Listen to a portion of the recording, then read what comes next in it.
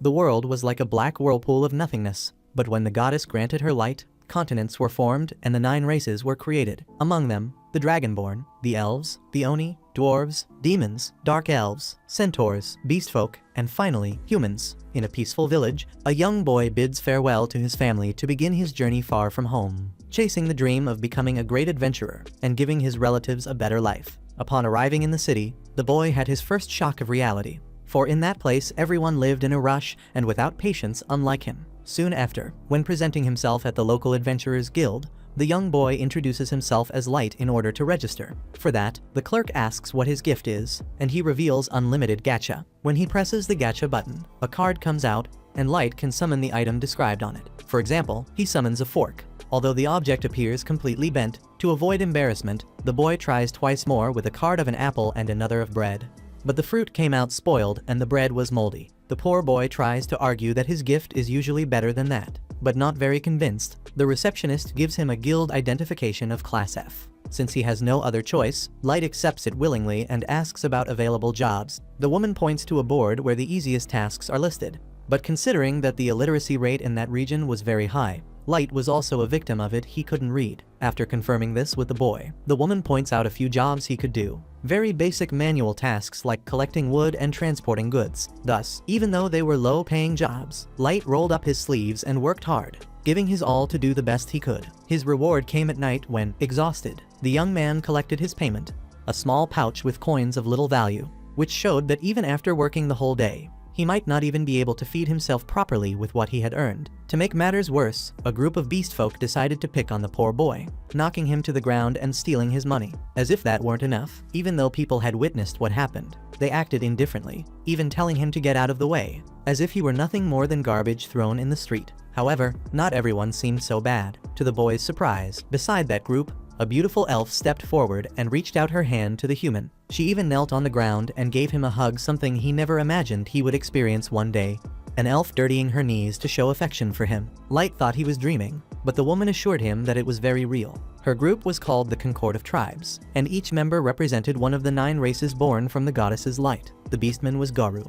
The elf was Sasha, Draco, the dragonborn, Diablo, a demon, Abaro, an Oni, Nano, a dwarf, Sion, a dark elf, and Santor, a centaur. However, one race was still missing to complete the group, and they wanted Light to be the last member representing humans so that together they could fight against discrimination and make the world a more equal place. Of course, Light would not miss such an opportunity, so he accepted immediately and joined the team. Still, keeping up with such a powerful group of adventurers was not easy at all. As the days went by, Light had to face terribly strong creatures, and since he was the weakest link, he often had to be protected by his companions, usually by Sasha, who always made sure to keep the young human safe whenever possible. In fact, because of this overprotective behavior, she became the target of teasing from her friends, who said she was always putting the boy under her wing. She swore that she only tried to keep him from getting hurt because, if something were to happen to him, it could damage the group's reputation. Indeed, although he was not a fighter, Light was useful in carrying the allies' belongings, and he also made incredible tea during their breaks between adventures. This helped him earn his companions' trust. Later, at a certain point inside the dungeon, the leader, Draco, asked everyone to stop walking, for according to him that place was perfect for what they were about to do, since it was practically a dead end. The atmosphere grew heavy, and tension could be seen on the face of every member of the group except for Light, who, innocent as he was, thought it was just a rest stop and began setting things up to prepare tea. However, Draco revealed the real reason they were there. The young human was being expelled from the group. Light could not believe what he was hearing and couldn't understand the reason for such a sudden decision, since everyone seemed to like him and he had always done his job properly. Even Sasha, who had always shown affection toward him, now acted with deep contempt, impatient with the boy's inability to grasp why this was happening. In any case, it was the opinion shared by all. The human was nothing but dead weight, and now they would be free of the foul stench of his race. In disbelief, Light asked why they had included him in the group in the first place. They explained that their superiors believed the boy might be a master because of the gift he possessed. That's why Light had been under observation the entire time for them to study him more carefully. But the conclusion was clear. Light had the normal status of a human, meaning he was not a master. That made him immediately useless to the Concord of Tribes. And, on that note, Sasha even celebrated, since her mission was to continue the bloodline of the master. And fortunately, she would not have to marry an inferior race like the humans. Anyway, the adventurers' superiors ordered that the boy be killed, And that's why they brought him to this alley, where they could take his life without raising suspicion. To carry out the order, the Beastman, Guru, showed his steel claws, which would be used to shatter the innocent target. With a strike directly to Light's face, blood began to flow. And with that, the boy was certain they really were going to kill him here and now. The human's survival instinct, of course, made him run desperately for his life. Then Sasha shot an arrow that pierced his leg badly, cutting short his attempt to escape and leaving the boy completely surrendered to death. Not giving up, Light crawled across the ground as Guru approached. Every second, as he cried, the child screamed that he didn't want to die. But this show of vulnerability only increased the Beastman's desire to finish him off.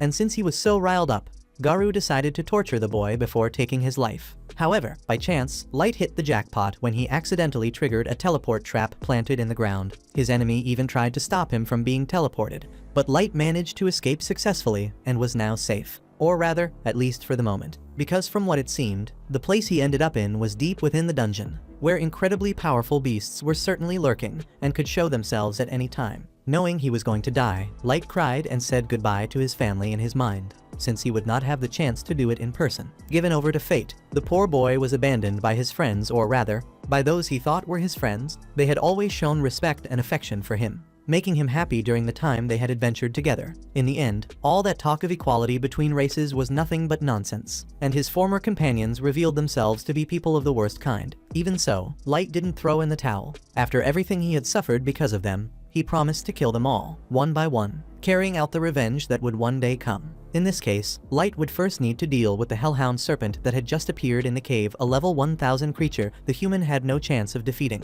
Now, even though he was infinitely weaker than the monster in every way, the boy couldn't simply be devoured without at least putting up some kind of resistance. With no weapon in hand, all Light had was his much criticized gift, Unlimited Gacha. From that moment on, all his hopes had to be placed on this ability, and whatever the goddess willed would happen. So he pressed the button on the item and released a card. Then, a woman was summoned and, swearing to protect her master, she annihilated the Hellhound Serpent with unbelievable ease. Wearing her maid outfit after resolving the situation, the woman apologized for not preventing the boy's injuries, but in any case, she was able to heal every single wound he had suffered, even the arrow to his leg, simply by placing her hand near his body and releasing a faint green energy. Always speaking with strange formality, full of difficult words, the maid asked if her master could reveal his name. When she learned it, she began calling the child Lord Light. In turn, she promised to serve the boy under any circumstance, even if she had to sacrifice her own life. Swearing eternal and unconditional loyalty, the mysterious figure introduced herself as May, the ever-seeking maid, an extremely rare level 9999 card that had been summoned through Light's ability, Unlimited Gacha. Then, May used her appraisal technique to analyze the young boy's status. What she saw were several layers of protection and a potential she already knew her master possessed, because her experienced eyes could see far beyond what the simple sight of an ordinary person could. According to the maid, Unlimited Gacha was far from useless. The truth was that, no matter what everyone thought, this gift had a trick that few knew. Its power was influenced by the mana flow of the place where the item was activated. The greater and stronger the flow, the greater the gacha's strength. In this case, as was obvious, May could only be summoned because Light had ended up in the depths of the dungeon to do it, where the energy was powerful. She was sure the boy had done this on purpose. Without much pride, the boy admitted he had landed there by chance, fleeing after being coldly abandoned by those he swore were his friends. Remembering his recent trauma, the boy couldn't hold back his tears and showed himself completely vulnerable in the face of such a terrible experience. Showing empathy, May gave the child an almost maternal hug and, even though she admitted she didn't fully understand the depth of his suffering, she made it clear she was willing to use all her power to seek the vengeance her master so desperately longed for.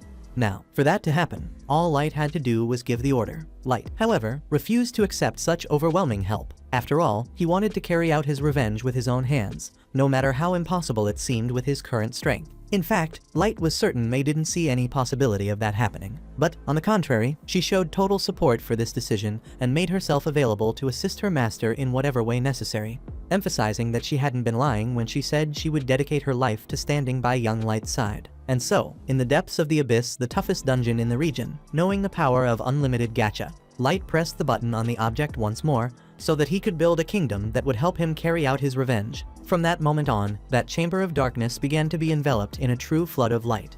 3 years later, in that same depth of the abyss, Light had already developed a huge kingdom. In the corridor leading to the throne, he came across dozens and dozens of maids, properly uniformed, who were not only 100% dedicated to the daily tasks of the castle, but some girls in particular, like a certain quartet, ended up developing a certain obsession with their master, and, along with that, even went too far at times. When they saw the young leader walking down the corridor, they made it quite clear how badly they wanted to smell the scent of the soles of his feet. Annoyed by such absurd attention, May offered to silence the maids, but the king saw nothing wrong with a bit of admiration from his servants. As he walked through the streets of the city, Light noticed how much the population had grown over these 3 years. Wherever he went, the ruler was loved and respected by everyone, seen as someone who met the people's needs and truly cared about them. By the way, Light asked how the other 3 cards he had summoned for the kingdom were doing, so May gave her report. Ayuki was reviewing the perimeter and making maps of the area. Light thought that was great, since the forest surrounding the kingdom was full of monsters,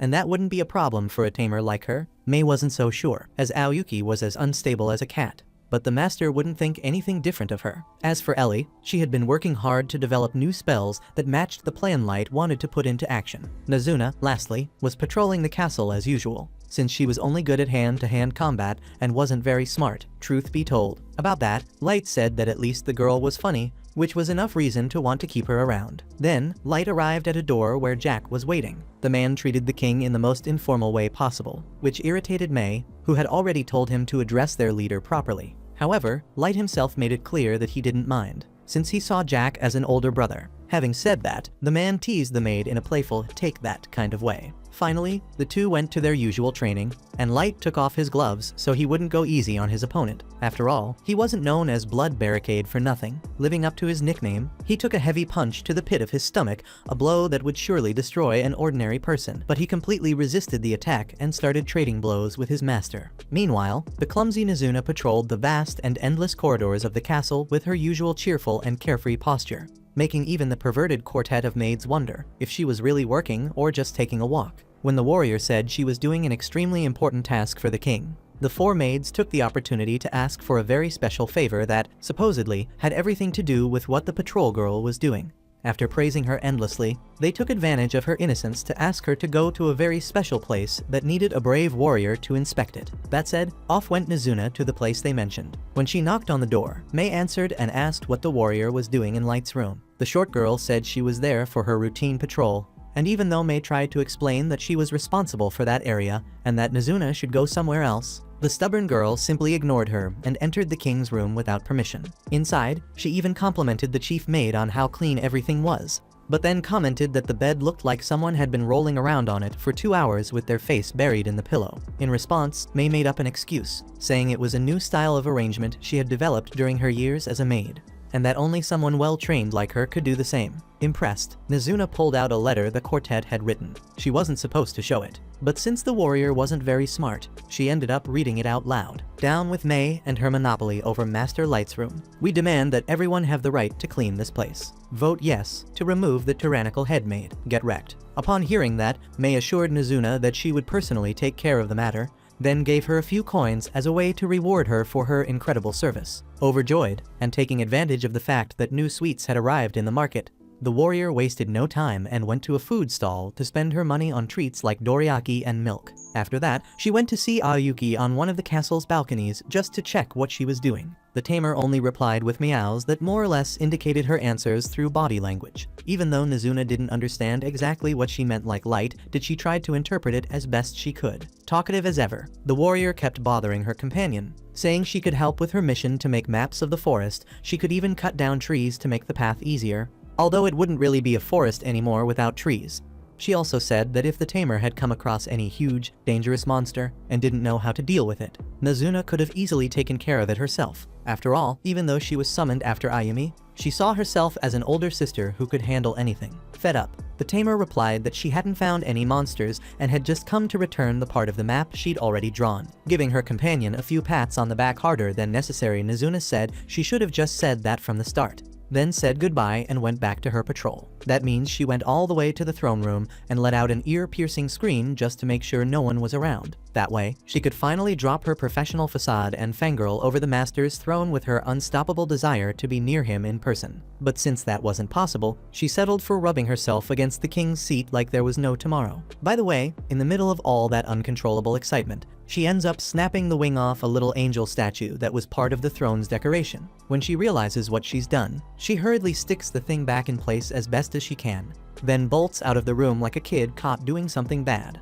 Meanwhile, Jack finishes the day's training and invites the leader to take a bath to refresh both mind and body. Once there, the instructor praises his apprentice, telling him he surpassed the level of anyone living in this kingdom, even most of those who dwell on the surface. Most of them, that is, not all. Light knows that very well, and he's eager to keep training, to finally put his revenge into motion because his former teammates are all up there on the surface. In the meantime, after the mess they made Nazuna go through, the maid quartet is summoned by Mei for proper punishment. They pretend not to know why they're all there, so the head maid reads aloud every single word from the letter they wrote and forced Nazuna to say. The four of them grumble that they should have never let that airhead handle something so important, but now it's too late. The chief demands an explanation, but none of them can justify it, especially after the offensive words that were aimed at Mei herself. On top of that, the head maid finds it shameful that they were too cowardly to say those things themselves, forcing someone else to do it. So, as punishment, they'll have to clean the entire corridor leading to the throne room alone, and by hand. The punished girls protest, calling it absurd and impossible task. But as Mei says, one step at a time, just like when you reach level 500. With that, she informs them that she'll be heading on a mission to the surface by order of Master Light, and she expects everyone to behave and work properly while she's away. Back at the market, Nazuna has her face pressed against a shop window, mesmerized by a wicked-looking gauntlet with built-in blades. Ellie shows up and asks if the warrior is searching for sweets, and Nazuna takes the chance to ask why the mage isn't out inspecting something like she was supposed to. The mage replies that, obviously, things were so peaceful, she even got some free time, otherwise she wouldn't be there. Then she adds, calling Nazuna a dimwit. Annoyed, the warrior fires back that she's not a dimwit after all, she's just learned her multiplication tables. Ellie sighs and comments that there truly are no limits to the swordswoman's stupidity. That's when the argument starts, and the sorceress plays her trump card. She spent an entire day with Master Light recently, they even had tea together. Next time, she might even invite him to a private dinner with some evening entertainment. Nazuna bursts with outrage. She's never even had the chance to share a cup of tea with the master. But if there's going to be some night entertainment and it's dangerous to go out after dark, she offers to tag along and protect them with her close combat skills, since the mage is totally useless in that kind of fight. Feeling unexpectedly appreciated, Nazuna cheerfully heads off to resume her patrol, leaving Ellie alone, shaking her head, thinking, what a character that girl is. After being punished, the maids still grumble about it. After all, isn't it fair to rebel against tyrannical leaders? But they quickly give up, realizing they don't stand a chance against Mei. She's practically untouchable, being the master's very first summoned. Truth be told, even though they're being punished, nothing could extinguish their burning desire to do unspeakable things with the king's bedsheets, things that can't be described here, or the video would get demonetized. To say something without saying too much, let's just say it involves the tongue being used as a method of linen cleaning. Caught up in their own gossip, the four of them start venting again about their chief. She's always buried in work, but never lets anyone else clean Light's room. Totally unfair. And, of course, they're insanely jealous that Mei was the first one summoned and got to spend 3 whole months alone with the master before the second letter was ever called. In their minds, deep within the shadowy dungeons, the first maid had every opportunity to get cozy with the boy, and even imagining that scene makes the quartet tear their hair out in frustration. In a desperate move, they decide to turn their hatred into a curse against the head maid, so they start chanting the word die over and over again. Just then, passing by on her way to the surface mission, Mei, hearing those very words being aimed at her, walks right into the room, in the flesh, demanding to know what the hell is going on. With nowhere to run, the 4 troublemakers scramble to flatter her, insisting they're 100% focused on following her orders and that their loyalty is as strong as a dog's devotion. But Mei just repeats the word die 3 times, the same evil chant they'd been using to curse her. Not that she owed them an explanation, but during those 3 months she spent alone with Light, all he ever did was study books. There was zero time for the perverted acts the girls had been fantasizing about all this time. In fact, whether by coincidence or not, Mei had just been thinking she might have gone too hard on their punishment. She was even considering reducing it. But now, seeing this, she realizes she was absolutely right all along. Actually, the 4 of them deserve even more punishment. From now on, they won't just clean the corridor, they'll clean the entire throne room. From that moment on, the quartet was forced to finally get to work for real. and the first thing they did after their boss's departure was start cleaning. In the middle of the cleaning, one of them dropped the angel's wing that Nazuna had broken and fixed back in place, and the general feeling was that the four of them were completely doomed. On the other hand, Nazuna was feeling fulfilled. After keeping the kingdom safe for another day, she took off her armor and lay down on the bed to rest a bit. Even so, she felt she might have the chance to see her master more often, just like Ellie. In general, she only patrolled the castle daily, but she would love to go on an intriguing mission on the surface, where she could defeat a giant monster, prove her worth, and gain the king's complete trust. Speaking of which, all she hoped for was to see Master Light tomorrow. When morning came, Light gathered Nazuna, Ellie, and Ayumi at the kingdom's gate.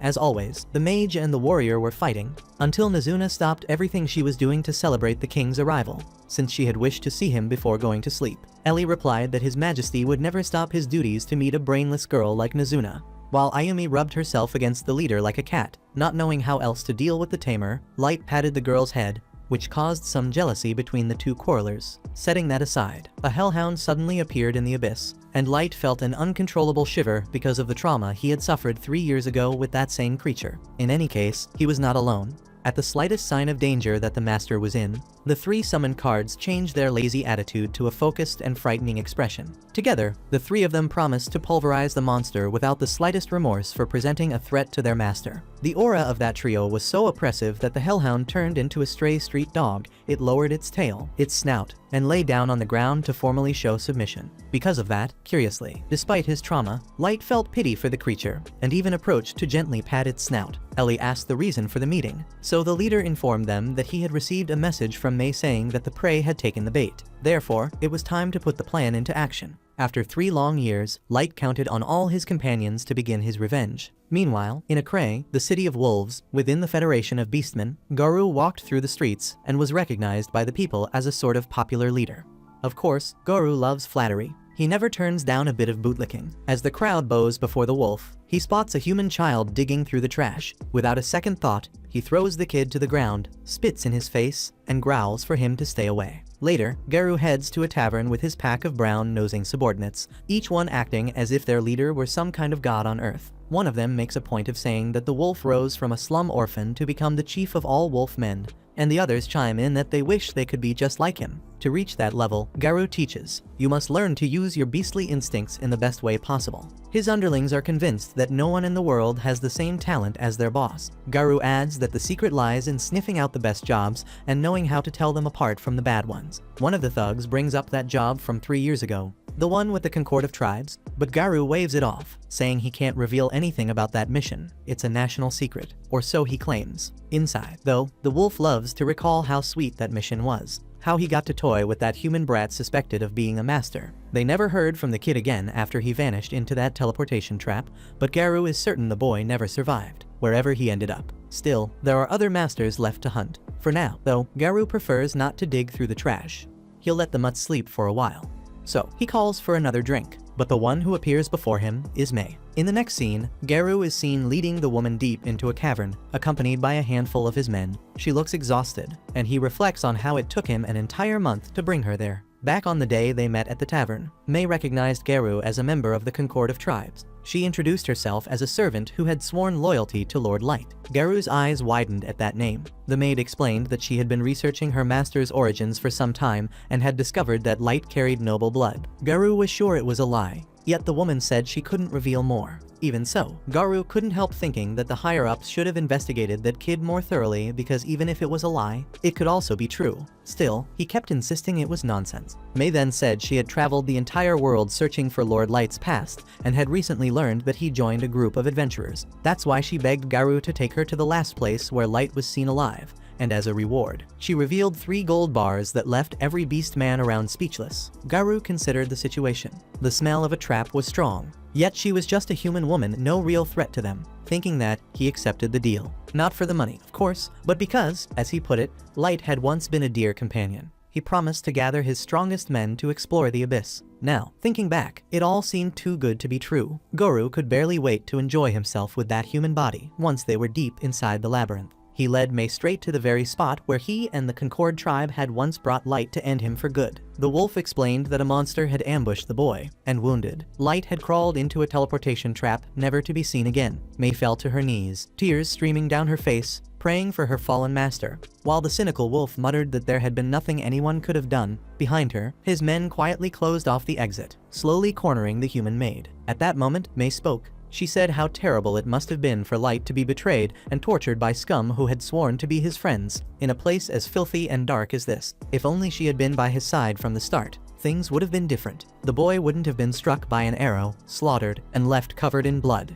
Hearing that, Garou jumped back, panic flashing in his eyes. Only the members of the Concord tribe and a few national leaders knew those details. The wolf accused her of being a spy, but May declared she had sworn loyalty to Lord Light and no one else, and that such an accusation was an insult to her honor as a servant. Therefore, Garou should now see the color of his own entrails. With those words, May unleashed a pressure so intense that everyone began trembling in fear, including Garou, who couldn't even move. All his life, he'd seen human women as weak, easy prey he could dominate at will. But this was different. May radiated an aura so fierce that the air itself seemed to swirl like a storm around her. That's when the wolf realized he was going to die. But before she could strike, a hooded figure appeared in the chamber, unrecognizable at first. Lord Light himself had arrived. He reminded his servant that Garou was his prey. The beast men couldn't believe a single human had made it that far into the abyss. Then Light removed his hood. The sight of his face left Garou speechless. The young man smiled and said he had come for revenge 3 years later. The wolf laughed at the idea. After all, that brat was still just a level 15 human, while he himself stood above level 150. Garou had no clue how the kid survived, but he was glad he did, because killing him again and bringing his corpse back to the chiefs would make Garou the greatest of all beast men. Light imagined the wolf had many questions about what had happened, and Garou admitted he did. He even said that weird woman had scared the hell out of him, but in the end, they were just humans, completely harmless. Even his weakest subordinates were above level 130, while Light was a mere kid with a pathetic gift who must have survived by sheer luck, probably saved by that woman, or something like that. To show that there was no escape anymore, Garou ordered his men to go after the boy. 2 of them rushed ahead, but were easily decapitated by May, who crossed the entire place at a speed invisible to the eye, taking down the enemies and vowing that none of the beastmen would leave the abyss unpunished. Light thanked her for the help and asked the maid to block the exit, and she promised that not a single soul would leave that place alive. Garou's subordinates were shocked by their comrades' deaths, but Garou told them to keep their eyes open, since it had been just a lucky surprise attack. Still, he claimed their group would never lose to an inferior race. Light commented that the wolf really hadn't changed that way of thinking, and asked if Garou had ever considered that maybe his race was actually the weakest there, showing his level status of 158. The wolf said that was ridiculous, since humans were creatures of low strength and mana. Light replied that every race has a level limit, and that's the main reason why humans have always suffered discrimination. Garou told the kid to stop that talk. After all, they were simply born better than humans. But Light asked, if that's so, then why were the only heads on the ground those of beastmen? That provocation intensified the enemy's anger, and their movements showed that another attack could happen at any moment. And that's exactly what happened. They all attacked Light at once, who calmly responded by striking each one of them with his staff. After being hit so hard, Garou was thrown back and lost his breath. As Light approached, the wolf still couldn't believe that a mere human was capable of doing all that. With difficulty, he stood up and refused to be humiliated that way. After all, Garou was the leader of the wolfmen and couldn't burn his reputation like that. To raise the level of the fight, he drew a magic orb to summon the magical beast Fenrir. When he threw the item on the ground, an explosion of energy occurred, and soon a gigantic level 500 wolf appeared. Garou smiled from ear to ear, certain he would crush that human. But Light sighed, regretting that such a giant was so weak. To make the fight more exciting, he dropped his staff and spread his arms open, promising not to move. That provocation only increased the wolfman's rage, who swore not to leave a single bone of that arrogant kid intact. Then he ordered Fenrir to launch the beast's roar explosion, a surreal power that hit Light directly. Garou was sure the boy couldn't have survived such a concentrated mana explosion from a level 500 creature. However, May seemed strangely calm while guarding the exit. When the smoke cleared, Garou's jaw dropped to his chest. Light was absolutely unharmed. According to the boy, that attack had a name full of big talk for a power that only kicked up a bit of dust. Around them, the henchmen started to panic at that unbelievable sight. While the human announced it was his turn now, he added that it was a shame they called that mutt Fenrir,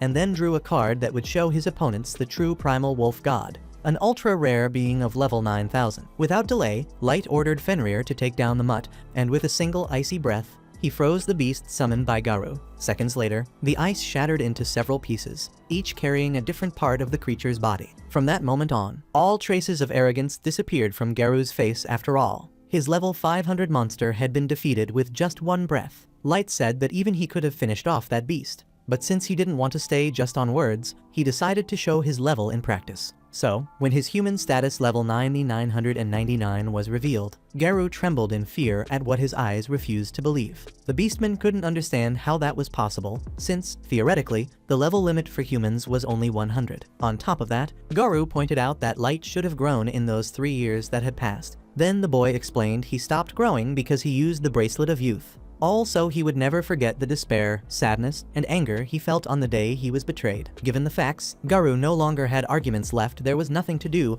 but accept the death he now knew was coming. However, against all expectations, the leader of the Wolfmen dropped his arrogance and kneeled, begging for forgiveness. He justified himself by saying he was only following his country's orders and never wanted to do any of that. As if that wasn't enough, he blamed the henchmen behind him, saying the idea had been theirs. While they revolted at his cowardice, the leader admitted he had betrayed Light, but with a ridiculously gentle voice, he reminded him that they had shared many good moments together. Ignoring the wolf's plea, the human ordered him to tell everything he knew about the masters. Garou answered that his superiors only told him to go after them, but he had no idea why. If that was so, Light wanted to understand why they still tried to kill him, even after discovering he wasn't a master. Once again, Garou swore he didn't know anything. Then Mei asked the henchmen if they knew something. They all firmly claimed they had information to reveal, but the maid sliced them all with steel wires, punishing each of the enemies with death for lying to Lord Light. After that, Light asked if Garou agreed that they would win if they went to war against the nations on the surface. But before hearing the answer, he made it clear that Mei could see the truth through her eyes of judgment. Trembling and urinating on the floor in fear,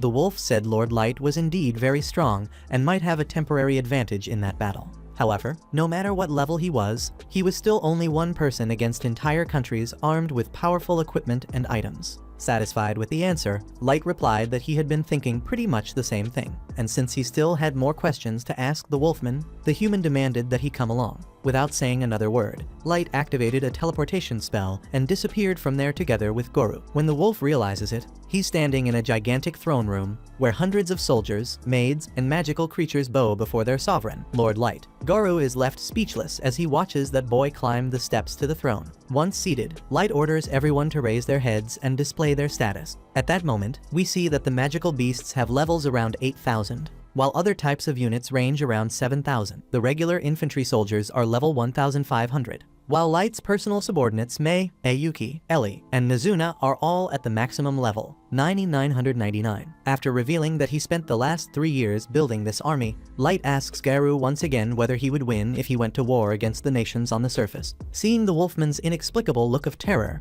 Light takes that as a satisfying answer. As a reward, the king declares he will impose upon his enemy an endless state of despair, a suffering far worse than death. Unable to take his eyes off the boy, Garou comes to the conclusion that he and his companions were the ones who created this monster, who now sits invincible on his throne as if he were some kind of lord of destruction. With tears in his eyes, the lupine asks if the human intends to become a god, and Light admits that it's not a bad idea. The real question is for what purpose, since he could become either a benevolent god or a merciless one. With his gift, he could spread happiness and prosperity throughout the world as easily as death and despair. In the end, he wishes for the world itself to decide what kind of god he will become. Speaking of which, Light announces that it's time to mobilize his forces and march toward the surface from the shadows into the light.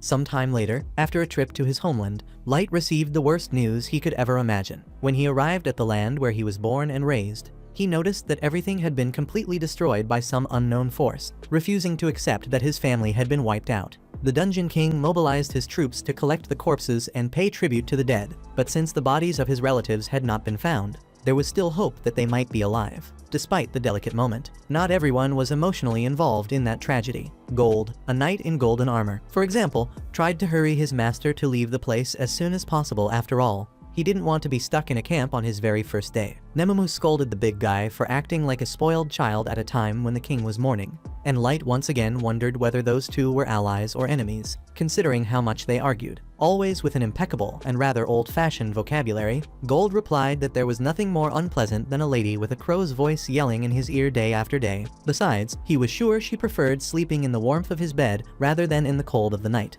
The assassin replied that she would even sleep in the mud of a swamp for her master, and Gold countered that his loyalty to his master shone as brightly as gold, and it was no coincidence that his nickname was the Auric Knight. But that was exactly why he preferred marching to an inn as soon as possible, so that Light wouldn't have to sleep in the cold. In the end, Nemumu gave in and agreed with the big guy, while the king reminded them both that the focus now was to gather information about the kingdoms surrounding that area. Even though his forces were strong enough to defeat the rest of the world, it would be unwise to start attacking recklessly without knowing anything about the enemies. Gold agreed, because, as he said, know your enemy as you know yourself, and you will not fear the result of 100 battles. Light added that maybe the annihilation of his village was related to the fact that he was considered a master, whatever that meant. But if everything that meant power in that society inevitably led to death and destruction, then he would rather turn that world into hell himself. When he said that, a visible aura of hatred surrounded the young man's body, and Gold asked him to calm down before someone got hurt for no reason. Promising to behave, Light summoned the Fool's Mask through a card and put it on. On the way, as the trio flew toward the city of Dagas, Nemumu asked what business her master had there. Light reminded her that he should always be called Dark while they were outside the abyss, because if he used his real name,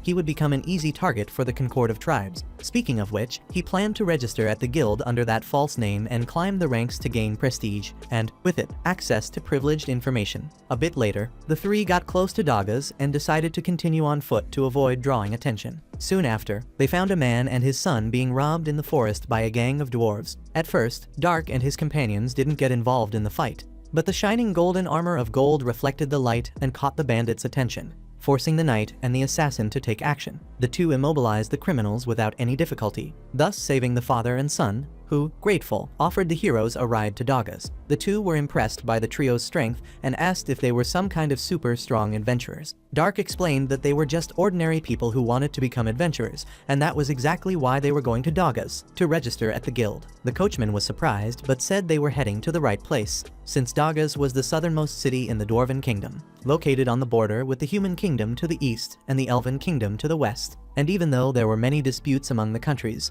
the quality of Dagas's dungeon was very high and continued to attract many adventurers, making the region prosperous. There were even many humans in the city, which allowed him to open an inn to host that race. A few minutes later, they reached the gate of Dagas. The innkeeper introduced himself as Colonel and invited the travelers to spend a night in his inn for free as a token of gratitude. Thus, the dungeon trio continued their journey toward the guild. As they walked through the city, they were amazed by its size and beauty, especially Gold and Nemumu, who had never seen anything beyond the depths of the cave where they were born. Dagas, unlike the underworld, was full of life and trade, with shop after shop selling battle equipment to meet the strong demand of adventurers coming from all corners of the continent. Besides exploring the famous dungeon of the region, they also relied on the dwarves' mastery when it came to forging. A little farther ahead, the three reached the guild, and surprisingly, there were almost only humans inside. Everyone stepped aside as the trio of outsiders advanced, which made Dark assume that the humans were afraid because they were mistreated by other races in that place. When it was time to register, Nemumu made a scene with the receptionist in front of everyone,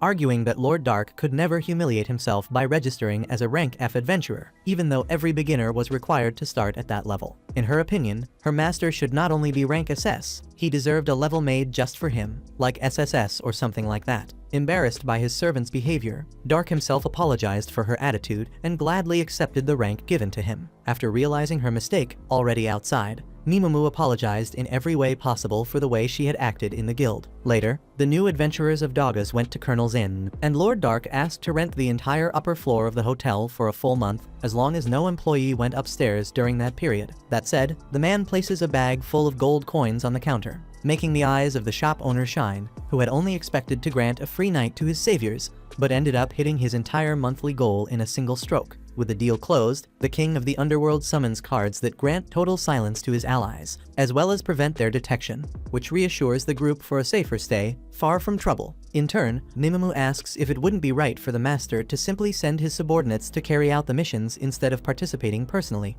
since that way he could get hurt. Upon hearing this, Dark releases such great anger that he practically breaks some objects around him. After all, he felt particularly questioned about the validity of his long-desired revenge. Realizing she might have gone too far, Nemumu bitterly regrets it and, on her knees, once again asks for forgiveness for her intrusion. But the boy pulls himself together and apologizes for his exaggerated reaction, because he knows well that the girl only said that because she was worried about his safety.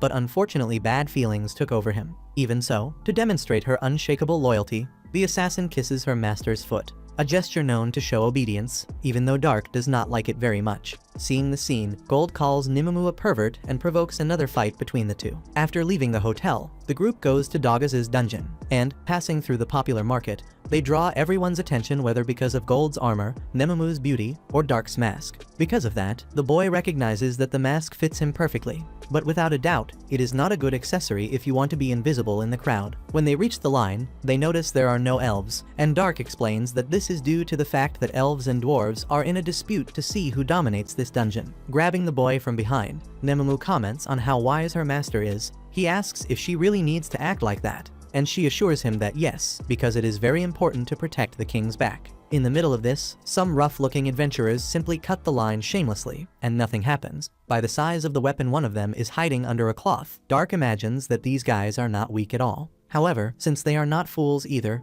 the Abyss trio goes to the line cutters to make it very clear that they are in the wrong. The man with the giant sword asks if the brat knows who he is talking to, but his companion next to him reminds him that it would not be wise to start a fight in this place, because if the sword is used now, it would probably cause chaos. Understanding the situation, the sword bearer swallows his pride and lets it go for now, going with his allies to the end of the line. After expelling the bullies, Dark and his companions are revered by the other adventurers who were also waiting in line, especially by the group of 4 young men who were behind the line cutters and did not have the courage to face them. Completely clueless, one of the boys, named Gimra, asks if the big guy's armor is really made of gold. His companions scold him for his shamelessness, but the truth is that everyone around was curious for an answer, as Gimra himself knew. Finding the situation funny, Gold was about to answer the question, but Nemumu steps in front of him to say that the armor is fake, and that it makes no sense to build protection as soft as gold. Gimra was about to ask an even more inconvenient question, but is silenced by his friends, while Dark explains that Gold uses that color to symbolize his dedication to the Knight's Code. Changing the subject, one of the boys asks if it is the trio's first time in this dungeon. Since this cave is gigantic compared to the others, it is common for adventurers to sleep inside instead of leaving. And since the foreigners have no baggage, the boy decided to ask. When the group of young men is called to enter the dungeon, Dark's group discusses whether they should get backpacks just to pretend they are carrying something, because the magical items they use as inventory might raise suspicion. Be that as it may, the 3 go inside the dungeon, and once again Nemumu and Gold are impressed by the difference between this one and the only dungeon they had ever seen in their lives, the Abyss. Dark reminds them that their goal is to discover the secret behind this dungeon, even though not even Ellie was able to unravel this mystery, which makes this mission practically impossible. From what he learned, dungeons are full of mana, and the level of this magical energy rises as they go deeper. This power can be used to create monsters and traps, as well as countless other things. Upon coming across a vast field inside that dungeon, Dark points out that each labyrinth is a world in itself, completely different from the surface. Then, he summons the cards of lightness, concealment, and clairvoyance, so that he and his companions could fly to cut through the path, while staying hidden in the air and having a privileged view of the surroundings. Meanwhile, on the surface, the arrogant warrior with his huge sword annihilates several monsters along the way, with an expression of hatred stamped on his face. After slaughtering the enemies, he announces himself as the youngest and most brilliant elite white knight of the Kingdom of the Elves. His name is Kaido, the legendary hero with Master's blood. His companion asks Kaido to calm down, since their priority is the trolls on the 3rd floor. But the White Knight tells Yanok to shut up, because his real priority is to face those bastards who challenged him.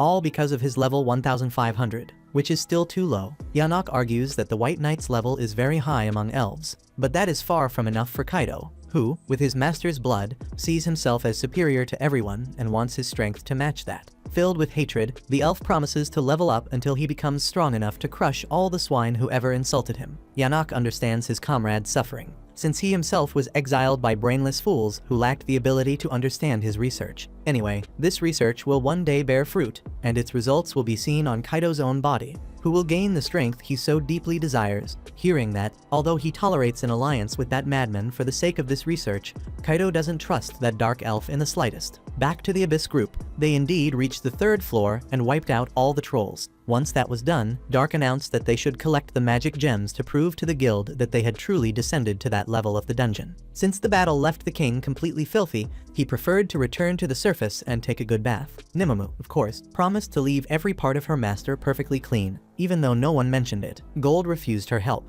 claiming that his armor was as beautiful and shiny as always. Without delay, the trio returned to the 1st floor with Dark's strength leading the team. as they flew through the skies of that magical cavern. The sunset was so beautiful that Gold wished he could keep flying forever. Suddenly, the Abyss warriors noticed the presence of the same group of youngsters they had met earlier in the line for the dungeon, now in danger. Facing a small horde of goblins, 3 of them held the front line with melee weapons, while the last one supported with magic. After defeating their opponents, they were startled by the sudden appearance of Dark, Gold, and Nemamu. Dark, with his staff impaled into the body of a snake, said it was important to always stay focused on the enemy during a fight, but they should never leave their rear unguarded. Even if a snake bite like that wouldn't kill them, it could still paralyze them for a short while, which could be fatal in a place like this. The leader of the quartet recognized that Mia had been in danger in that situation, putting the whole team at risk. Because of that, he humbly thanked Dark for the advice. In the midst of all this, a pack of great bush wolves appeared, somehow wandering into this part of the dungeon instead of the depths of the forest, where they actually belonged. However, the pack wasn't attacking the humans. They were fleeing from something greater that was tearing through the trees in its path. And finally, before Dark and the others, appeared a huge quad-blade mantis, a gigantic praying mantis with a disturbing appearance. The rookie leader doesn't understand how this could be happening, since that species was supposed to have been exterminated 10 years ago. He tells Mia to attack with magic to throw the mantis off balance and buy them time to escape. But since the kids want to run away, Black asks to hunt the creature with his group. Gold says that a hit from that thing must really hurt, and Nemamu guesses it must be around level 500. The boys' leader thinks fighting that thing is a death sentence and that the only way out is to get away as fast as possible. But Gold charges at the insect and starts a duel against it. After realizing it wouldn't be easy to get close to the enemy in melee, Dark casts fire arrows to attack from a distance, but the quad-blade mantis reflects the flames back at the caster, almost causing serious damage. The rookie quartet is sure this is the end, so the leader asks Mia to use another spell. But the girl is completely amazed that the hooded sorcerer can cast attack magic without chanting, and she can't understand how no one else seems to care about it. Her companion doesn't know what that means, but he knows they need to react quickly. Laughing at the situation, Gold promises to teach the boys how a knight should wield his weapons on the battlefield, which basically means attacking with the sword and defending with the shield. For example, when attacked, the Golden Knight raises his shield and completely breaks the mantis's claw. Then, teaching the boys step by step how to succeed, he explains that after destabilizing the opponent, you must strike with your sword at the right moment, since battles are always about technique and creativity. Dark follows up with more fire arrows. The mantis reflects them again, but this time they recalculate their trajectory and hit the insect's back, taking full control of the projectiles. The mage is able to manipulate the fight as he pleases. Mia is stunned that this guy can control 30 fire arrows at once, while Dark destroys the mantis's other claw and decides to finish the fight once and for all. However, realizing it's about to die, the insect itself turns around and tries to flee as fast as it can. Dark acknowledges the monster's intelligence in trying to escape, but today isn't its lucky day.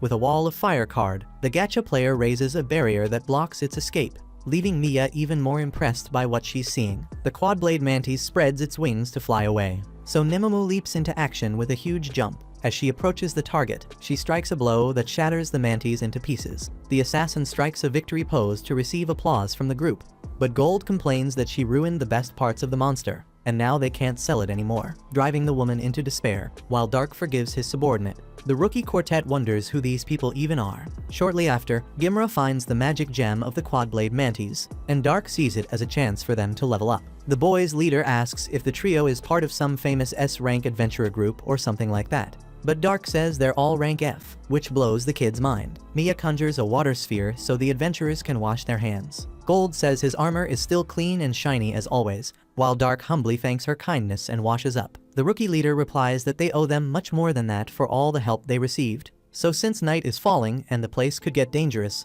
he invites the trio to camp with them for the night in the forest, even though they only have a simple tent and basic food to offer. He also admits that Mia's dying to talk to Dark about magic, which is written all over her face, so everyone gathers to spend the night together. After setting up the camp and lighting a fire, they sit down to eat. Hearing Dark's story, Mia realizes that the boy's talent comes from his parents, who were also sorcerers. The boy praises her abilities, but she sees herself as far from good enough, since she can't cast spells without chanting, much less tactical class ones. Her brother admits he's confused, since he doesn't understand why that's so important. So she explains impatiently that there are 3 classes of spells. Combat spells, such as Fire Arrow and Ice Blade, are effective against a single target, while tactical spells are useful for hitting a much larger area. Finally, strategic spells are powerful enough to cause a global impact like tsunamis, earthquakes, and meteors, but they require a whole group of mages accumulating mana and reciting chants to cast them. For draconids, elves, dark elves, and demons, casting advanced spells is easy but not for humans. Even so, this guy Dark goes against everything that's ever been said and simply does what no other human has ever been able to do before, which certainly makes him not just epic, but legendary. Gold and Nemamu completely agree, while the boy looks visibly embarrassed. Likewise, the girl's brother forces a nervous smile and asks her to tone it down a bit. He admits he doesn't know much about spells, but he can confidently say that Lord Dark is a good person. He also points out that Mia is talented enough to earn a recommendation to the Magic Academy of the Duchy, and that she'll surely be able to cast tactical class spells one day. Dark remembers that the Duchy is the nation created by all races. The Principality of the Nine and Gold guesses that the girl must be incredibly gifted to have been invited to the most prestigious magic academy in the world. Her brother explains that they lost their parents during an epidemic, so she never had the means to attend, and that's why they formed an adventure group with their childhood friends Gimra and Wordy to make a living. Despite everything, the team's goal is to earn enough money by exploring dungeons to fund Mia's admission to the Magic Academy of the Duchy. Mia feels honored to have such valuable friends by her side, but she asks them not to do anything crazy just to help her with that. Dark observes the beautiful relationship between the siblings, which reminds him of his own little sister. With that in mind, he points out that the group will be able to achieve their goals, especially after seeing how talented Mia is. Embarrassed, the girl thanks him for the compliment, while her brother asks what made the trio want to become adventurers. With his head down, Dark says that his parents died in a fire. Nemamu adds that this incident left Lord Dark with terrible burns, and now they need to find a potion strong enough to heal those wounds, while Gold completes by saying that they owe a lot to that boy's parents, and that's why they are traveling with him. Inconvenient and impulsive as always, Gimra asks if Gold and Nemamu are some kind of item, or if they are a couple. The assassin replies that she would never go out with a yellow can, and the knight says that he's only interested in mature maidens who can recognize his golden aura. Since the girl is single, Gimra invites her out, but the woman says that her heart belongs exclusively to Lord Dark. Meanwhile, even in the middle of the night, Kaido keeps active and takes down a gigantic ogre in the forest. Yanok praises his companion's victory, but Kaido believes that his sword, Grandius, is a legendary weapon of prestige, meaning it shouldn't be wasted on vermin like that. Yanok insists that collecting some parts of these monsters is important for his research, because that way he'll one day be able to surpass the growth limit imposed on each race. The next step is to obtain the primary material for the research, humans. About that, Kaido can't wait to begin the hunt. Days later, the guild receptionist is delighted with the amount of gems Dark brought, and the woman's excitement was such that it drew the attention of all the adventurers, who started whispering about that extraordinary feat mainly because rumors had already spread that they were the group responsible for defeating a quad-voice mantis, which earned them the nickname Black Motley. Nemamu explains that that's why she had said Lord Dark deserved an S rank right from the start. Ignoring the woman, the receptionist promises a premium meal for the mage while he waits for the sale to be completed. After they leave the guild, Gold jokes that that little bird must be singing a sweeter melody after today, while Nemamu remains angry because no one gives her master the recognition he deserves. As they walk through the streets, the three are recognized as the ones responsible for killing a quad-voice mantis, to the point that two men approach them to ask if they really are the Black Motley, since that's how everyone is calling them. Nemamu steps in front of her master and asks what the strangers want with him, but the men promise they don't want any trouble and introduce themselves as Suvalin and Gilbert. Suvalin explains that, from what he's heard, Dark and his companions killed a mantis and managed to reach the 5th floor of the dungeon. Gilbert says that's an exaggeration, since it took the two of them years to not even get close to that. So Nemamu brings her knife close to the man's neck and asks if he's calling Lord Dark a liar. While he tries to explain, Gold wants to know what they want. Suvalin says they're just trying to be nice, and that many humans in the city have greatly admired the Black Motley, since their feat proves that humans can compete with other races. In fact, it would be great if Dark and his companions could teach a lesson to those who think otherwise and put them in their proper place. In the middle of this, the rest of the men's group calls them for an activity, so Suvalin and Gilbert leave. After hearing those guys' words, people from other races comment among themselves about how humans always say the stupidest things, and that this talk about having defeated a quad-voice mantis is probably pure lies, since it's easier for Palmeiras to win a world championship than for a human to cast a tactical spell without an incantation. Not really caring about that widespread gossip, Dark and his companions fly toward the Dagger Dungeon in search of the 5th floor, but on the way they meet the boys' group, so they land to talk with them, since it's been a few days since they last spoke. According to their leader, it's a great time for them to show up, since Mia has something to deliver. full of embarrassment, as a way of thanking them for everything. The mage gives Dark an ointment for burns that she learned to make from her grandmother before she passed away. It's not something that will make the scars disappear, but it will certainly help with the pain. In return, the boy draws a card from which he conjures a bracelet to give to the girl, which makes her just as grateful as he is. At night, flying toward their destination, Nemomu asks if it was really a good idea for her master to give Mia an ultra-rare wish bracelet, since it doesn't seem like a fair trade for a bit of ointment. About that, Dark thinks the accessory looked great on the girl. Gold points out that that item can grant small miracles if the user's wish is strong enough, and believes his master chose that bracelet carefully for the girl, which is the attitude of a true gentleman. Because of that, he teases Nemomu, saying she should be less materialistic and more spiritual. When they arrive at the 5th floor of the dungeon, Dark sends his 2 companions to hunt the Yetis they need, then activates a teleportation card to return to the Abyss Throne Room, where he is happily welcomed by his elite warriors. Later, while being served tea by May, the master is asked how things are going, and he replies that it has been great being an adventurer for a change of pace, to make some friends and see more of the world. He asks if there's any news regarding the revenge plan, and Ellie assures him that everything will be in order soon. Satisfied with the mage, the master praises her and also keeps May in charge of the abyss during his absence. When he says that Aoyuki must continue scouting the ancient forest, Mizuna excitedly asks what she should do. Knowing that she's too clumsy to deal with complex plans, the boss only asks her to keep everyone safe in the meantime. Once everything is ready, Dark can hardly wait to enjoy the miserable face of Sasha. At night, in the Dungeon of Daggers, while the other companions sleep, Suvalin and Gilbert find it strange that the 3rd floor is so bright, since it's usually covered in mist. Changing the subject, Suvalin asks what his partner thinks about the Black Motley, knowing that the masked man, according to rumors, defeated the Quadrifois Mantis with tactical magic without using any incantation. If that's true, Gilbert believes that magician might be a legendary knight or an ancient hero reincarnated. Suvalin really hopes that's the case, since humans need a champion to raise the morale of their race, as they are deeply despised by society.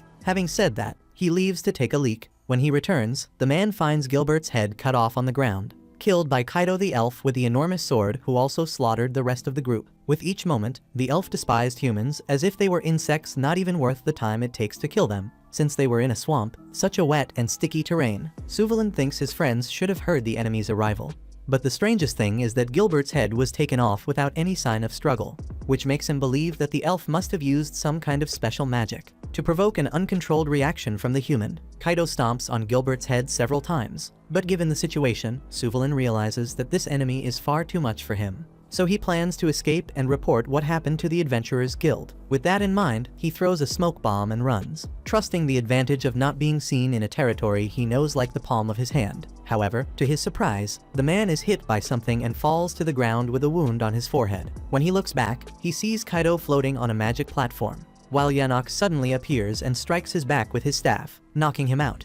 Yanok points out how cowardly that human was for running away after seeing his friends dead, and also complains that Kaido killed all of them except one, which is far from enough for their research. Since every experiment can only be completed through countless failures, in other words, he will need many more people. Kaido promises to be more careful next time, but warns in advance that he will exterminate any human who dares to raise a sword against him. Excited about the future, Yanok is eager to show humans the only role that worms like them can play in the great theater of life.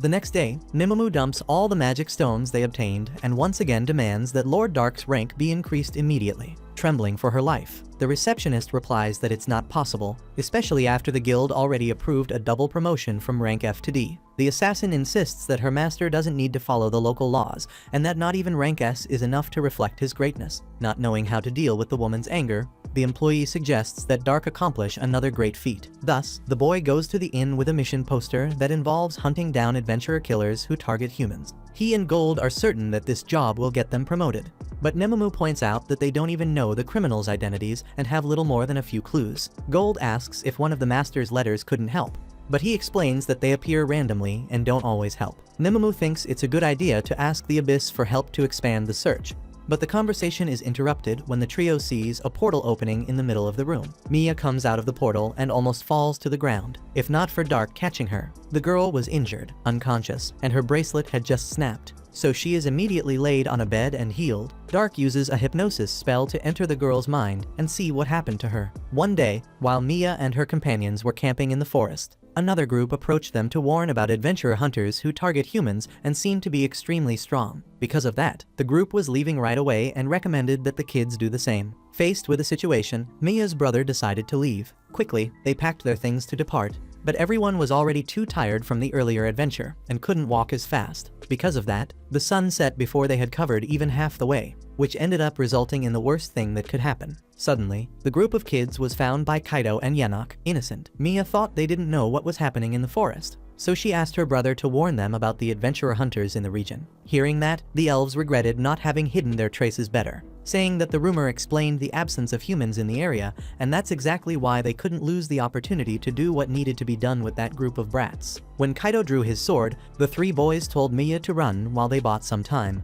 which obviously sounded like an insult to the ears of a level 1-in-500 white knight. Even so, Mia's brother charged at the enemy, but was easily struck by a powerful vertical blow to his stomach. Gimra and Wordy attacked right after, but they too were easily knocked down with similar blows. Mia fell into total despair upon witnessing that scene, while Wordy, still alive, gathered his strength to lift his body and tell her to run as fast as she could. In an act of courage, Gimra also managed to get back into the fight, so the two of them went against the elf again. Annoyed by the kid's persistence, he delivered a sword strike twice as strong as the previous one, finishing the boys off for good. Yanok complained that once again his companion had killed the humans, which prevented them from being used in the research. Kaido reminded him that he would crush anyone who opposed him, and that there was still one little girl left. Yanok pointed out that mages were certainly rare, but that those three boys would also have been very useful, promising to go easier next time. Kaido decided to use Mia before she was taken for the experiments, so Yanok, who didn't share the same desire, decided to step aside. Approaching the little girl, the elf asked why she looked so scared,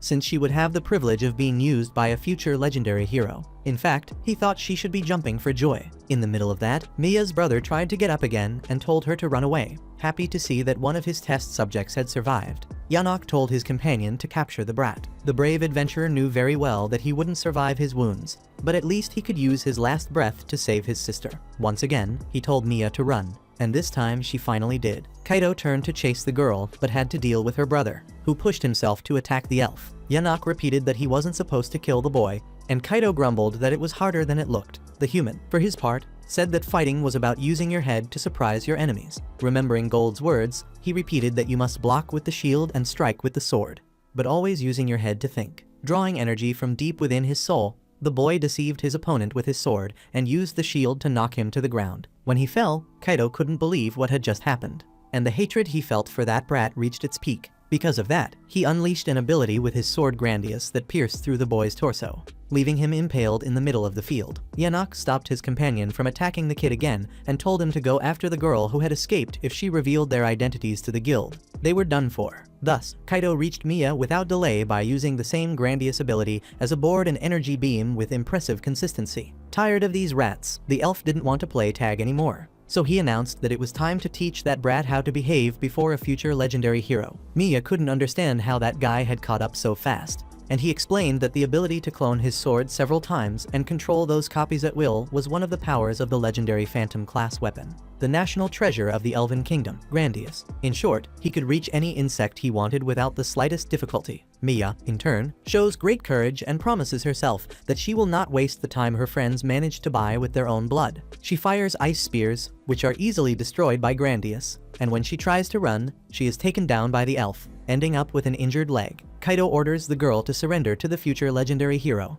but Mia says that this guy will never be a hero, that this is a name you only give to people who are strong and kind, like Lord Dark, and that Kaido is nothing but a cowardly bully. Hearing that, Kaido remembers when he was mocked for thinking he was superior only in front of those weaker than him, and for being kicked out of the White Knights, probably because he had already reached his maximum level and still wasn't good enough. Raising the stakes, Mia even calls him a failure, and he, now overflowing with deep hatred, fires several beams in the girl's direction. As those projectiles fly toward her, Mia tries to use her last trick to tell Dark what's happening. After finding out what happened to the girl, Dark announces that it's time to leave.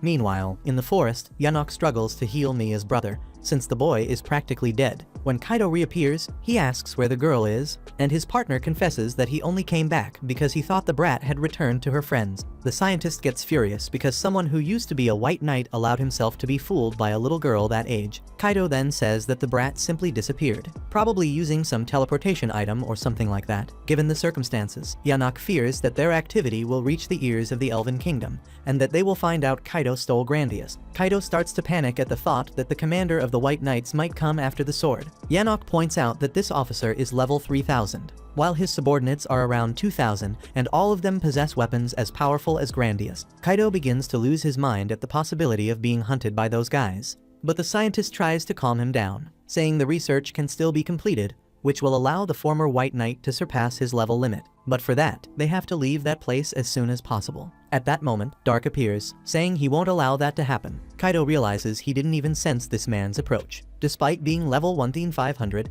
and he imagines what kind of level Dark must be at. While Dark closes Gimra and Wordy's eyes, Gold arrives carrying Aleo in his arms and says that the boy is still breathing. After healing the kid, Dark asks why those poor boys had to face such a cruel fate, since, in this world full of discrimination, all they did was work hard without bothering anyone to make Mia's dream come true. Dark imagines that her wish is impossible, but he thinks that maybe one day, under different circumstances, they could have been friends, and that's why he will never forgive the two elves who committed this atrocity. Yanok lies, saying the human is mistaken, because he was the one who took care of that boy while he was dying and saved his life. However, Dark says he's with the girl they were chasing, but he tells the elves to relax, since he didn't tell the guild anything. Because of that, feeling like the luckiest man in the world, Kaido bursts into laughter and fills himself with confidence, since now all he has to do is kill these opponents, and the problem will be solved and soon he will become a legendary hero. Dark asks if that hero talk is supposed to be funny, since the only reason he didn't tell the guild about the elves was so they could become his prey to make them suffer even more than they made those kids suffer, to the point they'll wish they had never been born. Speaking of which, the boy tells Gold and Nemamu not to get involved in the fight,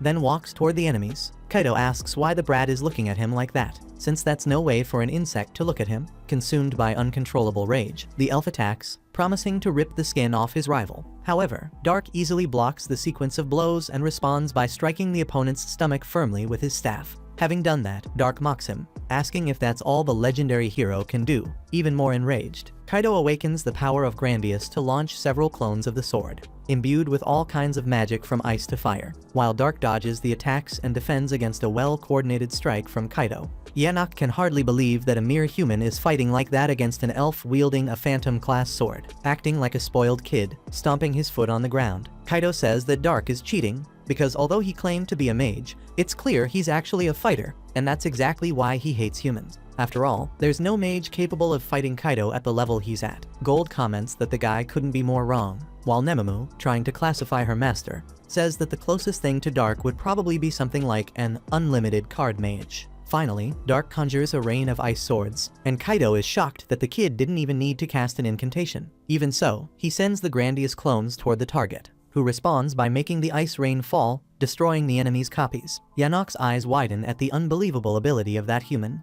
who's simply showing he has more mana than an elven mage. Still hoping he can win, Kaido tries every possible way to hit his opponent with his sword clones, even attempting surprise attacks from behind, but the human mage's defense is flawless. He doesn't even need to move. The ice swords alone are enough to shield his body from any attempt to harm him. Because of that, Kaido starts to freak out, refusing to accept in any way that this is happening to him. After all, he's a legendary hero who's having a hard time against a simple human. Even so, he promises that he won't lose, since he holds in his hands the sacred sword Grandius, granted by the heavens to a master from the past. Upon hearing this, Dark's group is shocked. The boy asks what's this story about a master, and if the elf knows who they are. Then Kaido bursts out laughing and answers that not only does he know them, but he's a descendant of theirs, carrying their blood therefore, a sub-master.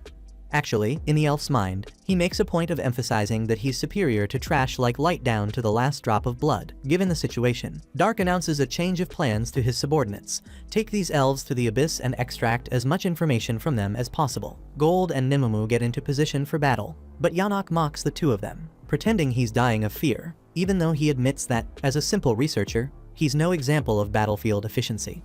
Still, since the enemies insist on acting this violently, he feels obliged to ask for a little help. With that said, Yanok snaps his fingers and summons two gigantic monsters fused with humans. One of them is mixed with lizards native to the land of the Dark Elves, while the other is a fusion of men and trolls from that same dungeon. Dark and his companions look at the face stamped on this second monster and realize they know this guy. It's Suvalan, the one they met a few days ago. Yanok boasts about his experience, since it allowed him to exceed the level limit of each species by mixing them. And the only problem is that you need to use a lot of humans just to make this creature walk. In other words, the elf is in need of more test subjects for his research. This is his most noble and sacred duty, a true divine calling. Hearing this, Dark tells the piece of trash to shut up, then orders Nemumu and Gold to release the humans from their suffering, but not to let the elves escape, because they still have many questions to answer. Since the enemies refuse to understand the brilliance of his work, Yanok orders the monsters to attack. However, with just one strike each, Gold and Nemumu defeat the creatures and now promise that the scientist can be next.